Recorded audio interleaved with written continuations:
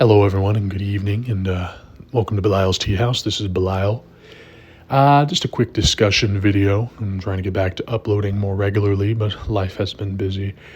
Over the last 2 days, I frequently go to independent coffee houses as I do not enjoy corporate coffee places for one reason or the other, but I normally go to this one specifically that's very close to where I live, and it's frequented often by evangelical Christians, Bible studies, and students from the local Christian university, which is not bad in of itself, and not what I'm speaking of. I am actually very happy among Ahlul al-Kitab, of the people of the book.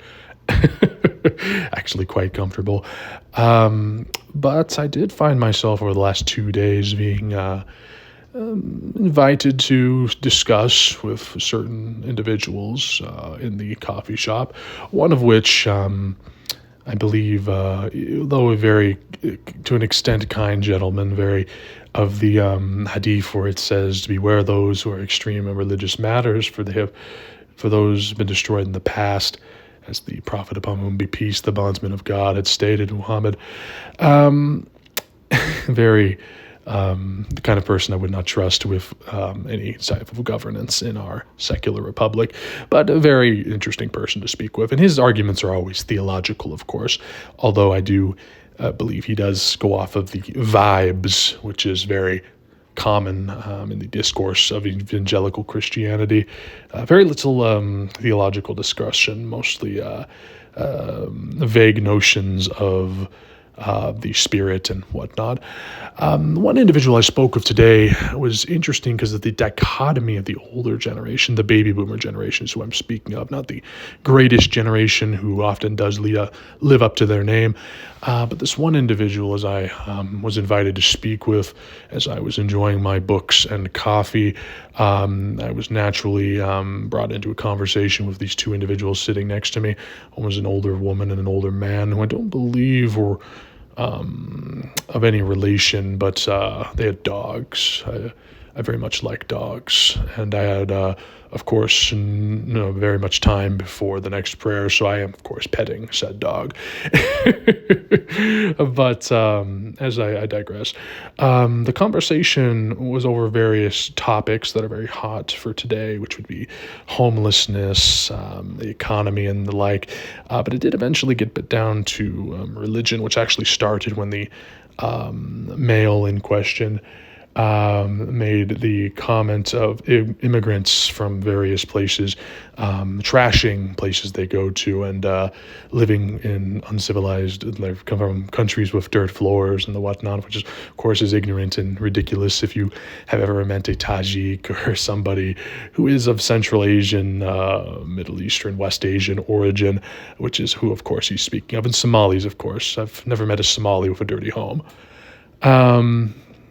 Anyways, the conversation drifted towards that, and I essentially called out the behavior as comfortable and, as kind as I do.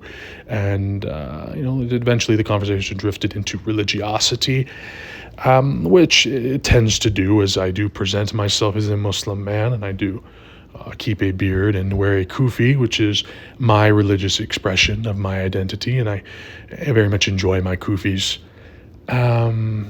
Anyways, the conversation drifted to religiosity, and of course the older gentleman has many of ignorant assumptions about the religion of Islam. The very hot button topic of do you endorse Sharia, which the point is yes, I do, but not to the extent, not to the way that people have an understanding of what it is, which they don't. Because the idea that you can separate Islam from Sharia is ridiculous, as when you go to the mosque or calculate your zakat or fast Ramadan, you are adhering to Sharia, and when you follow the law, you are adhering to Sharia, which is the crux of what I had educated the individual on. Of course, at the end of the conversation, as we move on, he very much thinks he's educated on the issues at hand, but is not wanting to, be disrespectful. I simply said, well, you are wrong. And he says, it just essentially babbles. Um, he, of course, once proven to be wrong, and essentially he believed there to be a one codified book of Sharia, which he kept referencing, which does not exist. Very hard if you were to codify the entirety of the ulama's religious opinions over the last 1,000 or so years. I doubt such a book would exist, and if it did, it would be a magnificent read indeed, but that is not what exists, as I digress. He did find an excuse to leave, of course, but it brings back to the what often rounds about in conversations. Of course, I do not believe this man to be making an argument of a religiosity. I believe it to be a vague racism veiled under religiosity, but whatever helps these kind of people sleep at night. He essentially left the conversation with, an excuse to leave, and that he had to go somewhere. But of course, had to quote I am the will and the life and the what have you that they often do. As I just sit there and nod and smile and shake his hand and say, it was a pleasure, my brother. Have a good day. Thank you for the conversation. The woman very much enjoyed the conversation as well. And I was like, it was a pleasure. And she was very pleasant and very open-minded in conversation.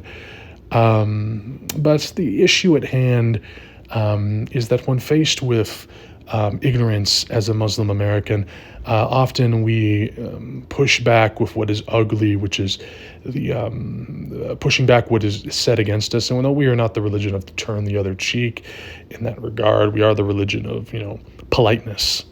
God loves what is beautiful. You should push back with what is beautiful, with what is better, which is the prophetic way of our beloved Rasulullah.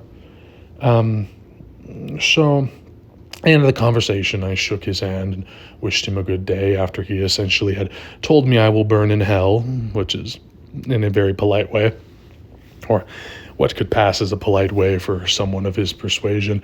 And I had said, well, it's a good thing I believe I am right.